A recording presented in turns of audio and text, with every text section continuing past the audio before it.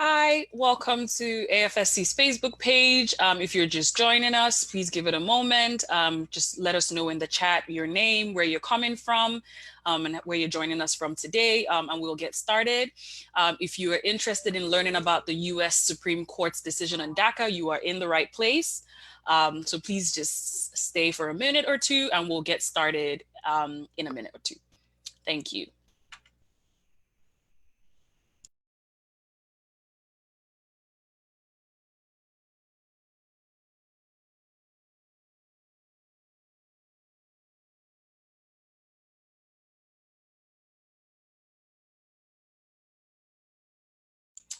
Awesome. So my name is Penel Ibe, and I'm the Policy Engagement Coordinator with the American Friends Service Committee.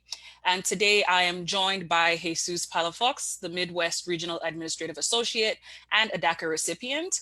Itzel Hernandez, the Immigrant Rights Organizer with the Red Bank, New Jersey office. Jody Mashek, the Program Director of our Legal Services Program in Des Moines, Iowa, and Nicole Miller, the Director of the Legal Services Program in AFSC's office in Newark.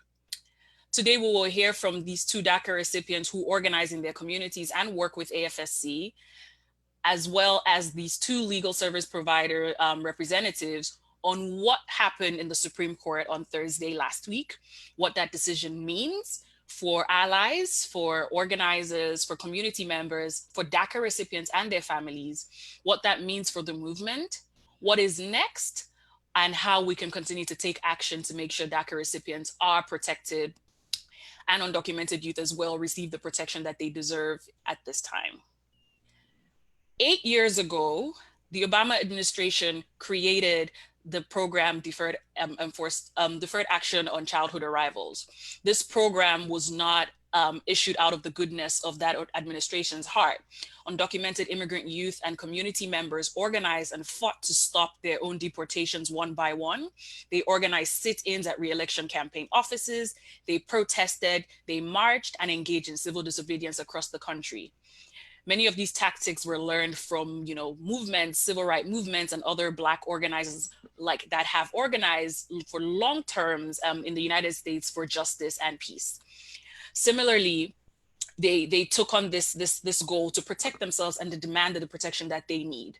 Simply put, undocumented young activists put themselves at risk and made DACA a reality. And 8 years later, they did the same by making the Supreme Court rule in their favor. On Thursday, the Supreme Court issued a very, very land-breaking decision on the DACA case and what it means for DACA recipients at this time. So today I will be asking our panelists questions on DACA, on the decision, on what it means for them, their community members, what you can do about it, and how we need to keep pushing for protections for all.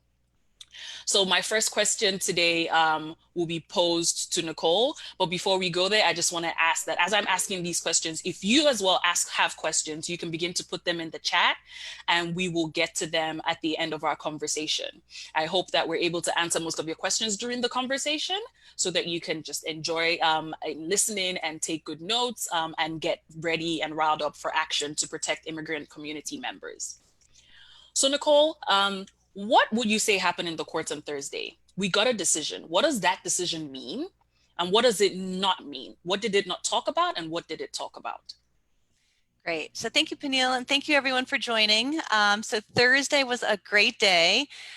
Supreme Court decision was a huge victory. And as Peniel indicated, it was a testament to the years of organizing by young immigrants who were able to pressure the Obama administration to create the DACA program and then, have tirelessly defended it throughout the Trump administration. So on Thursday, the Supreme Court in a 5-4 decision ruled that the Department of Homeland Security's rescission of DACA in September 2017 violated the Administrative Procedure Act, the APA, because DHS did not provide an adequate explanation for its decision, and so its actions were arbitrary and capricious, which is a pretty low and permissive standard, but the court found that the Supreme Court did not meet that burden. So Chief Justice Roberts wrote the opinion. He was joined by Justices Ginsburg, Breyer, Kagan, and Sotomayor.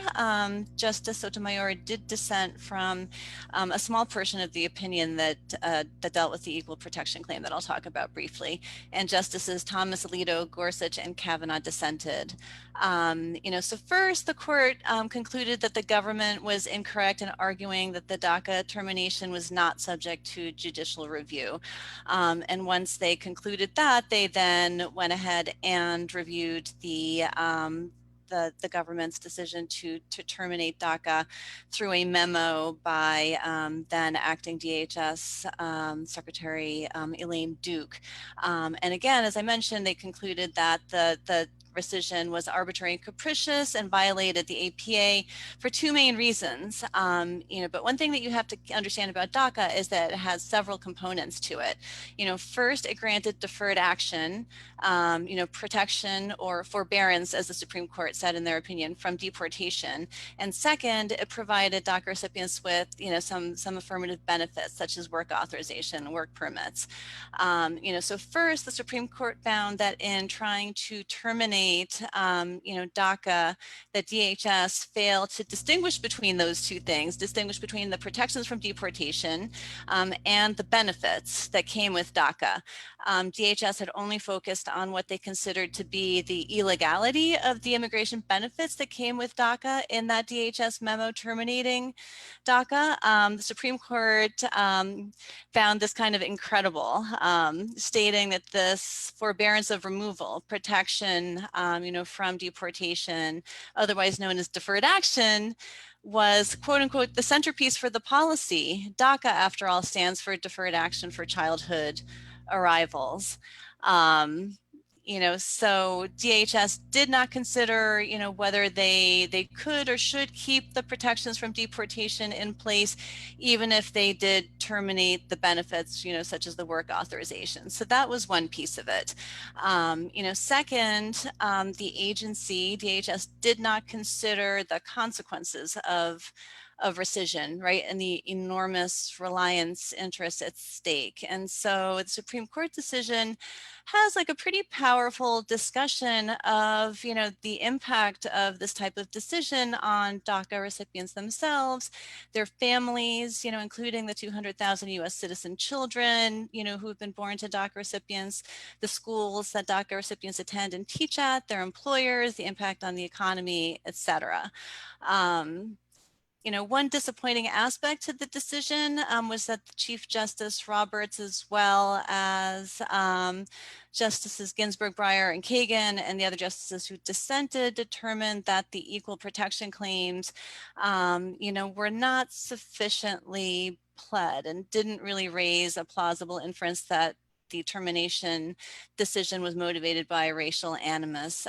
Justice Sotomayor alone disagreed and dissented from that part. In the end, though, the Supreme Court vacated former acting DHS Secretary Duke's 2017 memo rescinding DACA based on DHS's violation of the APA, so for these procedural reasons. What does this mean? It means that the DACA program stands as it was established, through the memo by DHS Secretary Napolitano in 2012. So again, to your question, Peniel, the Supreme Court decision did not address whether DACA or its rescission are sound policies. The Supreme Court went out of its way to specifically state that they were not deciding that. It did not address whether DACA itself is lawful, though some of the justices in dissent found that it was unlawful. All of the parties to the lawsuits have acknowledged that DHS has the authority to terminate DACA. So again, while a huge victory, the decision itself, was limited to procedural problems around how DHS went around trying to end it. And then finally, and then I'll stop, just kind of procedural next steps. Chief Justice Roberts remanded the cases back down to the lower courts to basically close out their cases in accordance with the Supreme Court decision. So that's a process whereby like a copy of the certified order is sent down. That usually happens within 21 days. One thing that I'll flag that I thought was interesting is that some experts, in theory, the government could file a petition for rehearing within 25 days of the decision. It doesn't seem likely that they will, according to Supreme Court watchers, but that's something that I saw that I thought was interesting. But I'll stop there. Thanks, Nicole, for that detailed readout of the decision. A lot of technical terms there, if you are not a legal expert like Nicole is. And like she said, what the decision was is that they ended DACA unlawfully, and they need to figure out how to end it lawfully, which is a funny catch in what that means for DACA recipients and immigrant rights organizers at this moment. But what I think is important is that this decision is a victory for young people, right? We heard a case at the highest court in the land and won a favorable decision. I think that's important to celebrate. But while we celebrate, we acknowledge that there's still so much more to do. We still need to brace ourselves for continued attacks on DACA. Because they did not rule on whether DACA is lawful or unlawful, we know that the program or something similar could be created in common administrations. And when that happens, we'll be there to protect the individuals that are protected by such a program. So right now, I'm going to step away from the more technical terms and the legal understanding of the case, and ask Itzel, who is a DACA recipient and a strong immigrant rights organizer in Red Bank, New Jersey. Itzel, what impact does this decision have on DACA recipients across the country, especially in these COVID-19 times and in the ongoing uprisings that are calling for an affirmation that Black Lives Matter? For you and your community, how are you accepting and dealing with this decision?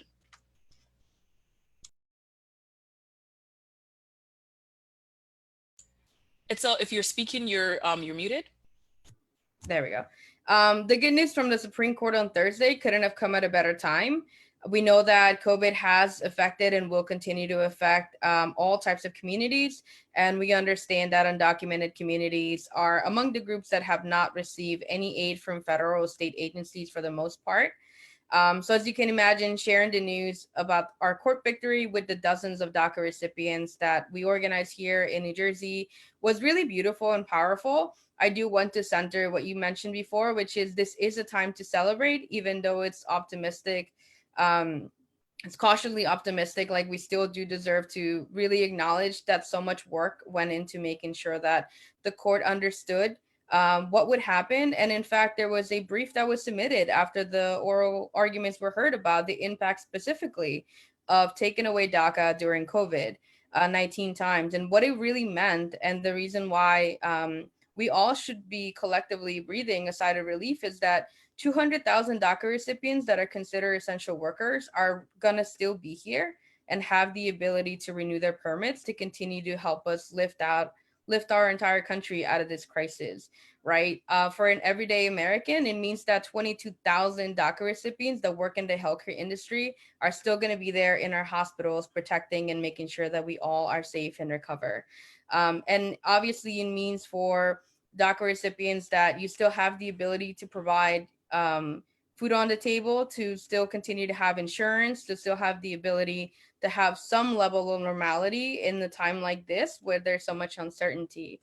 What it means in the context of the Black Lives Matter movement, we're reimagining what America could be if it became a country that provided equality and justice to everybody, right? And so we must acknowledge that immigration is not only a Latinx issue, immigration is very much a Black issue, and that there is an intersection between the way that Black communities are targeted disproportionately when it comes to our immigration system. And so the one thing that I would say the most is that the movement for Black Lives Matters has really helped us understand what collective power looks like. And it's just one of those other issues that are always going to be interconnected to immigration, right? So for me, the movement for Black Lives Matters and immigration right now, the solidarity between both of the groups has to be made clear and has to be acknowledged and has to be worked on. And it just allows us to really understand that we do have collective power that people need to come together, and we need to push for the reforms that we want to see going forward.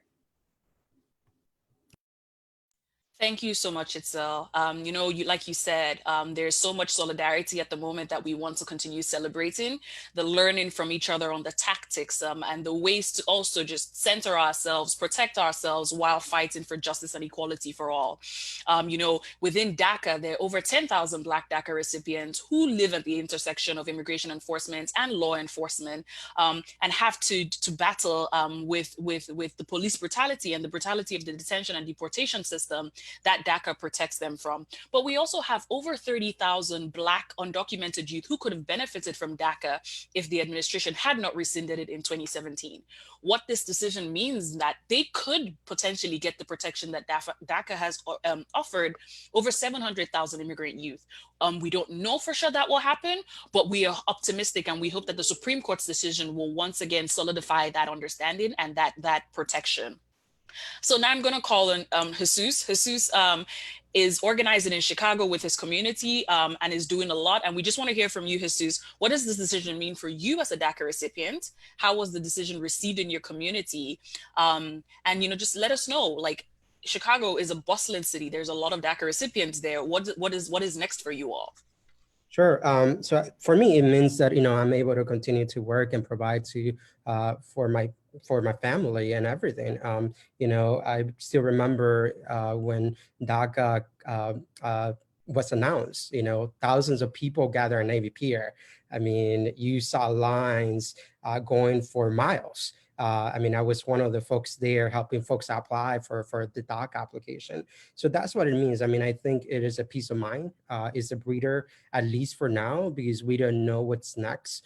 We also know that there's still millions of undocumented folks, and we will not be happy until, you know, not just us as DACA recipients are protected, but also our parents and everyone else that deserves to be part of, you know, a legalization. So, you know, that's what we're waiting for, and that's what we're hoping to be working for. I think the community, again, sees this as a victory, but I think also as we know that there's a lot of work to do, especially during this time. I mean, you mentioned COVID, you mentioned Black Lives Matters, right? So in Illinois, there's more than 11,000 folks that work in the front lines, right? So, and if we had taken DACA away, we had less people working in grocery stores, you know, helping the doctors, being doctors and stuff like that. So I think, again, I think this is a breather for us, time for us to sort of, in a way, rest for a couple of days maybe. But we know that the fight will continue because, again, we still want legalization. And, you know, we want also, I mean, I think Congress, this is on Congress now. They need to act and then get the stuff together, because we need to have an organization that covers the 11 million of folks that are undocumented in this country. Well said, Jesus. Thank you so much for your work, you know, for helping other DACA recipients in their filings, as well as a DACA recipient yourself. That is some labor of love that we see, and we're grateful to have you at AFSC. So I'm going to pivot now to Jody, who's a legal service provider that works with the AFSC office in Iowa. Jody comes across multiple DACA recipients on a daily basis who are seeking to apply for this permit, this protection, and for folks who are wondering if they can apply for it. So Jody, the question on every DACA recipient's mind now is, what does this mean for me? Am I still protected? So I want to know, how can you answer that question? But also for folks who could have qualified for DACA before 2017, before the attacks from the Trump administration, what does this also mean for them? We want to make sure that the DACA recipients that are listening to us right now, that we are organizing with, that are being supported by allies, and groups that we support, we want to make sure that they have the right information. So we'd just love to hear from you key things that they need to know right now regarding applications, renewals, etc., based on the decision from the Supreme Court. Right, all excellent questions. Thank you, Peniel. So let's start with DACA renewals first. So individuals who have DACA already and are wondering, does this mean I can renew? The answer is yes, that hasn't changed. Individuals who already had DACA have been able to continue renewing for the past 3 years since since the Trump administration tried to end the program. So that has not changed. And if you do have DACA and you're getting to the point where it might be time to renew, you should consider doing so. Definitely don't wait.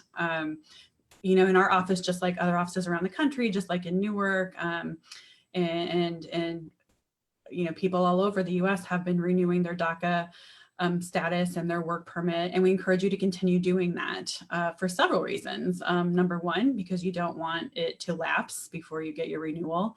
Also because USCIS might be increasing fees at some point in the near future, and it would be a good idea to try and renew while it still is only $495.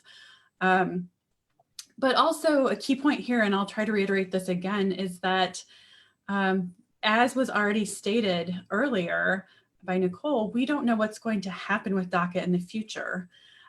Just because we have Thursday's Supreme Court decision, it doesn't mean that the Trump administration won't try to end DACA again. And for that reason, it would be a really good idea to go ahead and try to get your renewal submitted, especially if you are expiring soon. As far as initial applications, so you're wondering if you can apply for the first time, or maybe you did qualify before, but for whatever reason you never applied, and then you were unable to apply after the current administration tried to end DACA in September of 2017. So you've spent the past 3 years wondering, okay, will I ever be able to apply for the first time? So as a result of last Thursday's decision by the Supreme Court, USCIS can accept initial applications, and they should, but right now we don't know when that will happen or how.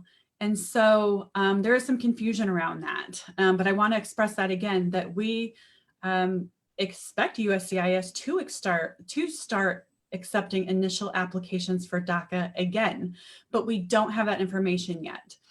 So my suggestion to all of you who are wondering about what can I be doing or can I apply for the first time, a couple suggestions. Number one, you should start gathering evidence, if you haven't already done so, of your presence in the United States. Familiarize yourself with the requirements for DACA and start trying to put evidence together in the event that you can apply. Like I said, we do anticipate that you will be able to do so. So there's no time like the present to start gathering documents going all the way back to 2007 and earlier to show that you've been in the United States. The second thing I would recommend is consulting with an immigration attorney or a Department of Justice accredited representative in your area. We do not recommend filing anything at this point if you're interested in applying for the first time. So if you are trying to renew, that's separate. You should go ahead and renew. But if you're interested in applying for the first time, we don't have that information from USCIS yet. So we do not recommend actually filing anything at this point, because we want to ensure that you're not wasting a lot of money when we don't even know what the application process is going to look like. But we do recommend gathering evidence together, and we do recommend talking again to an immigration attorney or an accredited representative to see start having those conversations. Do you potentially qualify?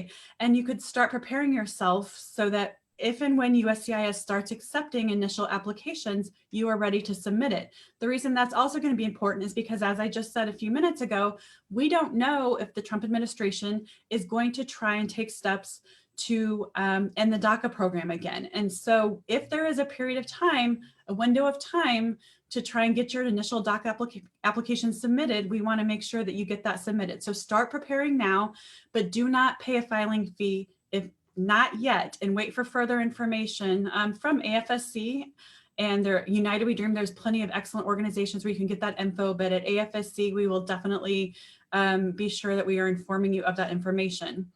The other piece I wanted to just mention really quickly is that previously DACA recipients were able to apply for something called advanced parole that allowed them to travel temporarily out of the country for humanitarian, educational, or employment reasons. 3 years ago, when the administration attempted to end the program, individuals were no longer allowed to apply for advanced parole. We do hope that USCIS will start accepting applications for advanced parole again, but at this moment in time, we do not have that information.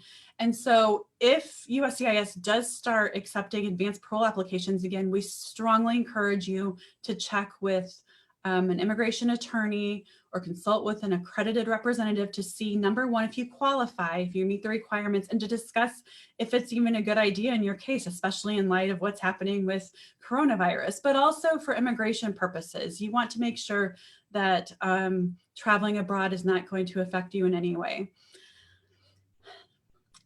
So I think those are the main points, Peniel.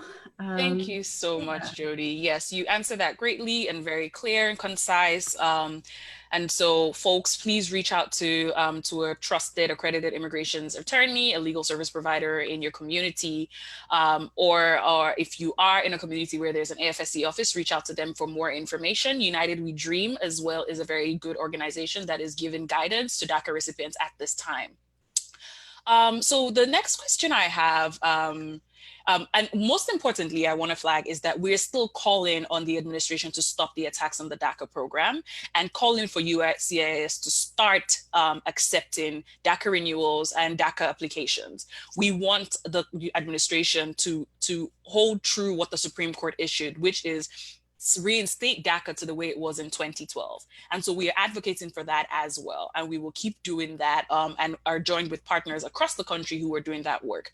Nicole, just briefly, is there any sign that the administration might attempt to end DACA again?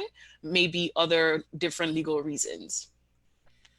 So yes, both the Department of Homeland Security and U.S. Citizenship and Immigration Services, USCIS, which is the DHS agency that actually processes DACA applications, issued kind of a shocking press release right after the Supreme Court decision came out. They were really critical of the Supreme Court and continued to push their position that DACA was unlawful. Acting DHS Secretary Ken Cuccinelli went so far as to say that the Supreme Court's decision is an affront to the rule of law. We had a number of tweets from President Trump, making references to submitting enhanced papers.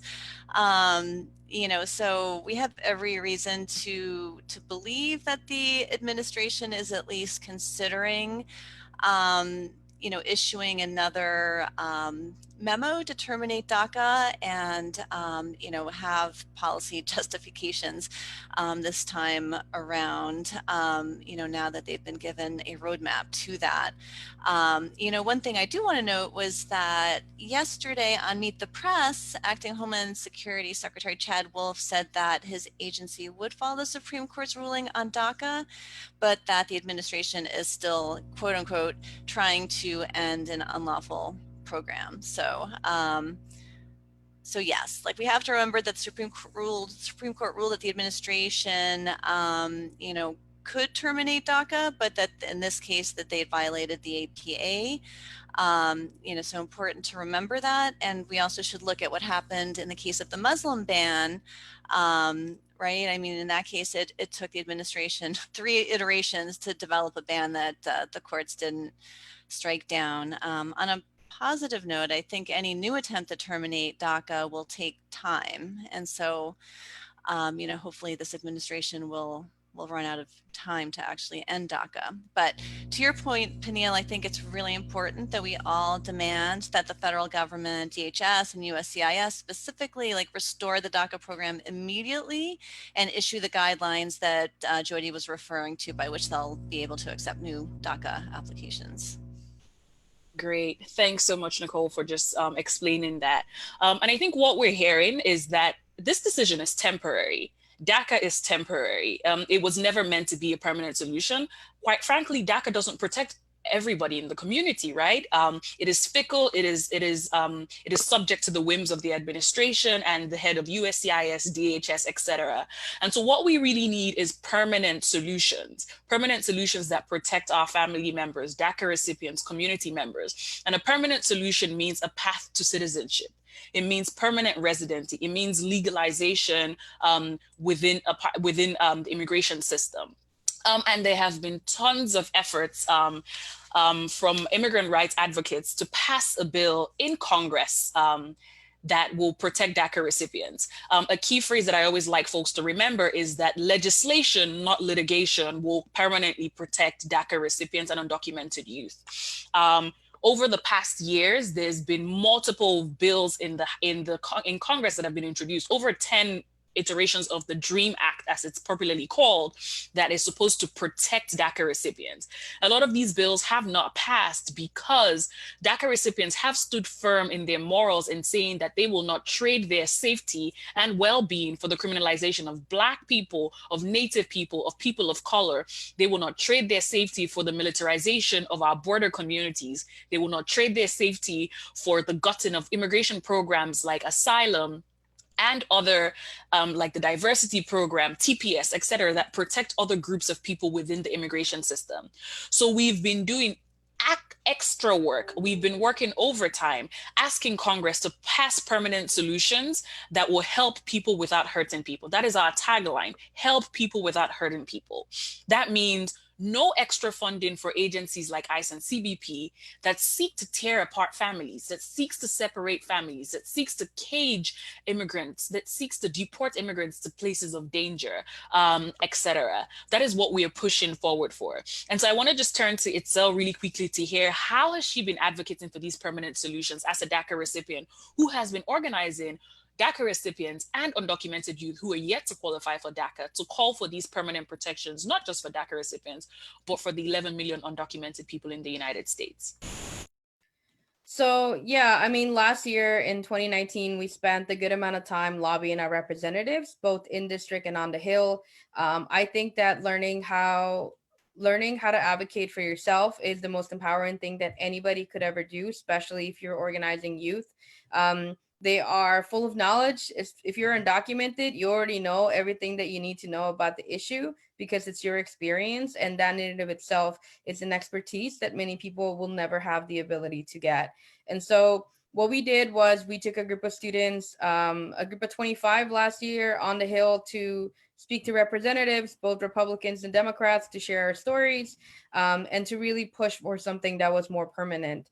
And it was that effort, as well as the efforts that were done locally, that got us the passage in the House, at least, of the Dream and Promise Act of 2019, which is really one of the best legislations that's come out because of many of the reasons that you just mentioned, Peniel, right? It's not punishing any other communities like TPS. It's not punishing asylum seekers. On the contrary, what it's doing is putting forth the question that we should be addressing, which is providing a pathway to citizenship for all 11 million people in this country. And so the main thing that I would say is that any bill that is put forth, I wholeheartedly agree as a DACA recipient, and I know that many of the youth that I work with do as well, that no bill that we want to see put forth on the table should have any money for ICE, for CBP, nor should it continue the militarization of border communities.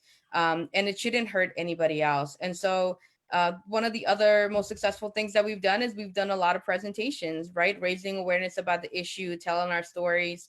And that is really crucial. So for anybody who wants to help us sway public opinion and humanize the issue, going out there and talking about immigration and bringing it up and really being like cognizant of the fact that we need to talk about the lives of the people at stake here and humanizing the issue rather than just simply making it, quantifying it is crucial. So that's some of the work that we've been doing. We've also been helping with DACA renewal clinics and obviously putting forth trainings for youth leaders to really come to themselves and then learn how to advocate on their own. Thanks, Itzel. So much great work is happening. I'm loving the concept of letting folks advocate for themselves. That is what got us DACA in the first place. And I believe that is what is going to get us the permanent residency and the citizenship. There has been a lot of courage and leadership from young Black people right now, young immigrant people, young people of color in this moment. And we know that when those who are directly impacted by a situation are the ones leading the movement for justice and for human rights and for solutions that help people without hurting people. We know that is the movement that will win. And so we encourage all of you who are listening, to listen to DACA recipients from what they need, work with local organizations to protect DACA recipients, because while yes, DACA is a federal program, DACA recipients are part and parcel of communities across the country and deserve to feel safe while they're in those communities. Undocumented youth and their families deserve to feel safe in those communities as well. And so I want to ask Jesus, As a DACA recipient who also organizes in your community, how can state and local elected officials work to support DACA recipients and other undocumented youth at this time to make sure that they feel protected? I think there's a lot of things that states and local officials can do because, like you said, we work, we go to school in local communities, so we don't depend on the federal government for the state and local support. So I think there's a lot of ways. Like I said, I mean, one of them, as we're hearing, is defunding the police and make sure that we stop that pipeline of getting arrested and then ending in a deportation center and then being deported. I think that's one of the big ones. Supporting in-state tuition for undocumented youth, because we also have to remember that there's still a lot of folks that are undocumented. Like you said, we don't know when USCIS is going to start accepting application, and it may take time. So we don't want to lose time. So we want to make sure states have policies that protect everyone, not just DACA recipients, from a state driver license, state IDs, all of that to, one of the things that I'm very appreciative of a state is having professional licenses, regardless of your immigration status, which I think is huge. And I would like to see other states do the same, providing COVID support for all, regardless of their legal status in the country, both a state and at the local level. I think those are some of the policies that we could see, in both. And again, too, also, being supportive. There's policy that you can pass and also resolutions. I mean, I think both are helpful. But what we really need to see is going back, we need Congress to also act, right? We can also not just leave it both at the state and local government, but we need to push our Congress to make sure that they pass a reform that legalizes everyone. Great. Thank you so much, Jesus. Like you said, we need Congress to act, but state and local officials can also act. I think what's important, right? DACA is more than a work permit. It is a protection from detention and deportation because of the agencies that seek to harm immigrants. We know that ICE and CBP operate under impunity. AFSC has a robust program that is accompanying people who are subject to detention and deportation, resisting those harmful practices of detaining people. We believe as an organization that no one should be detained or deported. It is a human right violation, and we're pushing for policies that protect people from such deadly systems. I'll just turn briefly now to Nicole. Right now, DACA recipients are wondering, how can they continue to protect themselves from ICE and CBP? We know that DACA is on the mind of this administration, and we know for a fact that this administration has repeatedly demonstrated its hostility towards immigrants and people of color. They continue to ramp up enforcement, and that enforcement is in our community. It's not some fictitious wall that is outside of the borders of the country, but we see this enforcement in our community. How can you let DACA recipients and their families know how to protect themselves regardless of their immigration status? Yes, that's a great question, Peniel. So know your rights information is really important to empower people with the tools that they need if they encounter ICE, and that they can also then share, with their communities. So when we talk about know your rights, it's know your rights and interactions with, with ICE agents. I shouldn't have to say this, but I will, because you would not believe how many people don't know this, but everyone here in the United States is protected by the U.S. Constitution, regardless of their immigration status. So those protections, protect U.S. citizens, they protect DACA recipients, they protect people who are completely undocumented. So we all have these fundamental rights to remain silent. These hold true in your interactions with ICE. You have the right to remain silent, and we would encourage you to remain silent and not share, information that ICE could use against you in deportation proceedings. You have the right to an attorney, although unfortunately there is no right to appointed counsel in the immigration context, because ICE is arresting people for civil immigration violations. But really important to remember that you do have that right. And then the corollary to that is that you have the right not to sign any documents, without having the chance to review those yourself and with an attorney, even though ICE is, demanding that you sign, papers immediately. And then if you're in your home, remembering that ICE, must have a judicial warrant. So a warrant signed by a federal judge and not their own, personal ICE administrative warrant to enter your home. And so there are a lot of just really good Know Your Rights resources out there, including on our AFSC website. Community members have told us that they particularly like the downloadable door hanger that is available on the AFSC website that provides a good summary of, the Know Your Rights information. And, we print them on bright colored paper as a visual, that's then hung on someone's front door so that everyone in the household, sees that. And, if the worst happens and you have ICE knocking on your door, you have that visual to kind of get you to focus and to stop and to remember your training and not to automatically open the door. And then in our COVID-19 reality, when we can't come together for in-person Know Your Rights trainings, which are really powerful and really good opportunities to really role play these really difficult situations, there are some good Know Your Rights videos available. The ACLU has a good one that's available in many different languages. I can see about dropping that link into the chat. Thank you, Nicole. So we are running out of time, and we have some questions from participants. I will address those questions really briefly, and I'll close us out. So Mariana has asked, when can we expect USCIS to accept new applications? Maybe within the next 6 months? I'll just iterate, like Jody had said, Jesus had said, and I had said as well, we do not know. We hope sooner rather than later. We hope it is not going to infringe on what the Supreme Court issued or the way 2012, DACA in 2012 looked like. But we will keep an eye out, and we continue to advocate and push for USCIS to answer and to release the guidance on how they will be accepting applications. We have seen in this administration that there's been a delay a number of times in the Federal Register notice that will issue guidance like this, especially in cases of TPS. And so we advocates are continuing to push and making sure and holding the administration accountable to what this decision means.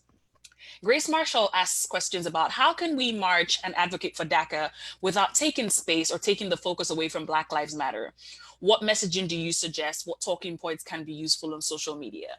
That's a great question, Grace, and thanks for being conscious about this space and wanting to make sure that you're centering both communities. The decision, comes as millions have taken to the street to protest the continued murder of Black people at the hands of the police. It's not lost on us that the uprising at the moment could have influenced the Supreme Court's decision. The administration comes out and say that the justice Ish said that the decision was a politically motivated decision rather than a decision that was rested in the legalities of the lawfulness of the case. All that to say, we know that the movement right now has propped up our demands because it is a fight for justice for all. The Trump administration has repeatedly administrated its hostility towards immigrants of color, people of color. They continue to ramp up enforcement that affects both immigrants and Black people and Black immigrants. That is a group that is more vulnerable because their interaction with law enforcement is compounded and could lead to death and or detention and deportation. So the fight for true Black liberation is to improve the lives of all in our communities, all including the 11 million undocumented people, all including DACA recipients. So when we say defund law enforcement agencies that will be targeting DACA, which is ICE and CBP, you can attach that to policing as well, because a lot of DACA recipients' routine interaction with the police officer has led to dire circumstances like detention and deportation. When you are centering the moment, you are calling on the fact that a lot of the tactics that we are using as a movement to protect DACA recipients was learned from the Black Lives Matter movement or from Black liberation organizers in the 70s and the 60s and decades before. They're not separate. Immigration is a Black issue, so you can tie both. You can hold it to be true that DACA recipients are being targeted by this administration, that immigrants are being targeted by administration, and people of color as well are being targeted by administration. And that target is even more pronounced and more dire because of systemic racism. A lot of the immigration policies that we deal with today are based on anti-Black, xenophobic, racist understandings of who belongs in this country and who doesn't belong here, and who has access to live freely. DACA recipients will once again reaffirm that citizenship is the barest minimum we want for our community, right? Citizenship will not protect a Black DACA recipient from the police officer seeing them as a threat and jeopardizing their ability to live fruitful and well-formed lives. So there's a lot of resources out there, Grace, that talk about how the immigration movement is supporting the Black Lives Matter movement, how we're standing in solidarity. I will draw your attention to UndocuBlack's work, the Black Alliance for Just Immigration's work. The Movement for Black Lives also talks on this. They have good threads on Twitter. United We Dream also talks about how, as an undocumented person, you can stand in solidarity with the Black Lives Matter movement and how it affects you as a person and how you need to contribute. Another key thing is that within the immigration rights movement, the Black reality has been silenced. And that is anti-Blackness, and that is systemic racism, forgetting that there are Black immigrants who are detained longer, who are deported faster, who are seen as more aggressive or less deserving of asylum claims, etc. And that anti-Blackness in the community and this systemic racism comes, it impacts Black immigrants and Black people disproportionately. It negatively impacts them. So I would just put that out there. I know that is a lot. I just ask that you do, like, the fact that you're thinking about this space and how to talk about this is great. Doing some research, searching out these organizations that I've mentioned will be a great way to help you better advocate for DACA and also hold space for the Black Lives Matter conversations that are ongoing. So thank you all so much. Thank you, Jody, Itzel, Jesus, Nicole, for taking the time out to talk with us today, to let people know what is going on, how we can continue to advocate for DACA recipients. I will once again reiterate our asks. You know, we are demanding that the Trump administration and USCIS continue to accept DACA renewals and release guidance on how they will be accepting new DACA applications. We're calling for them to restore the DACA program to its original state before termination. That means advanced parole. That means access to work permit. We're also calling on Congress not to take this decision from the Supreme Court as a moment to relax. DACA recipients are still under attack. The program is still under attack, and the administration has not held back any words in saying they will continue to attack this program. So Congress needs to pass permanent protections and solutions that help people without hurting people. That means, at minimum, including protection from deportation and work permits in whatever legislation is moving forward. For example, there's a lot of conversation around legislation that will respond to COVID-19. We want to see protections for DACA recipients there and TPS holders. TPS holders are another community that are also under attack by this administration. AFSC does a lot of work with that community, and I invite you to visit afsc.org/save TPS for more information.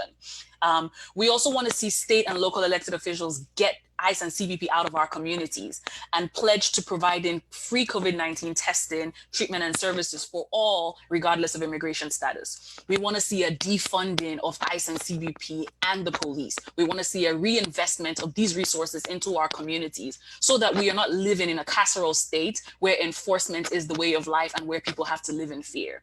And lastly, we want to be in solidarity with Black people who have fought for many of us as immigrants to be in this country today, or to even be able to access any form of legal immigration status. We come here on the heels and the backs of the work that Black organizers for the past decade and century have done to make this country habitable. And so standing in solidarity with them is the only way that we can achieve true liberty and justice for all, and live a life that is well and is fulfilling and is safe for our community and our generations to come.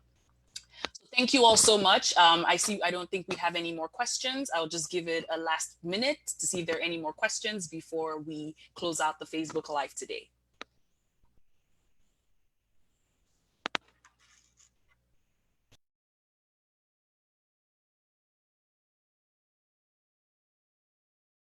All right, we have no questions. Thank you all. Please have a good day.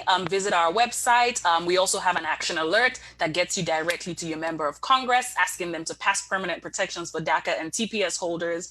It's great to have you on. Thank you for supporting AFSC. Thank you for being beacons of light in your community and continue to do the good work.